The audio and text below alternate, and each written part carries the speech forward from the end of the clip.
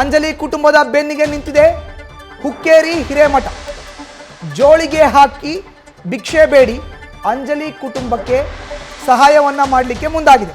ಬೆಳಗಾವಿ ಜಿಲ್ಲೆಯ ಹುಕ್ಕೇರಿ ಹಿರೇಮಠದಿಂದ ಸಹಾಯ ಹಸ್ತ ದೀಕ್ಷೆ ಪಡೆದು ಜೋಳಿಗೆ ಹಾಕಿ ಭಿಕ್ಷೆ ಬೇಡಿದ್ದಾರೆ ವಟುಗಳು. ಕುಟುಂಬಸ್ಥರಿಗೆ ಚಂದ್ರಶೇಖರ ಸ್ವಾಮೀಜಿಯಿಂದ ಸಹಾಯ ಹಸ್ತ. ಪ್ರತಿಭಟನೆ ಬದಲು ವಿನೂತನವಾಗಿ ಸಹಾಯಕ್ಕೆ ನಿಂತಿದೆ ಮಠ. ಅಂಜಲಿ ಕುಟುಂಬಕ್ಕೆ 50,000 ರೂಪಾಯಿ ನೀಡಲಿಕ್ಕೆ ಸ್ವಾಮೀಜಿ ನಿರ್ಧಾರವನ್ನು ಮಾಡಿದ್ದಾರೆ.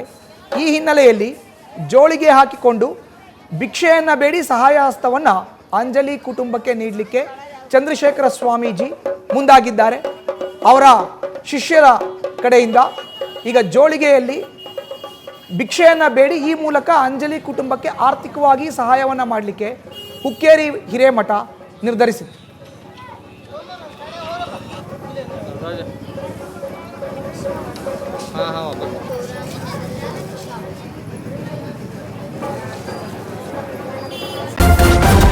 ನ್ಯೂಸ್ ಫಸ್ಟ್ ನಿರ್ಭೀತಿಯಿಂದ ನಿಮ್ಮ ಪರವಾಗಿ.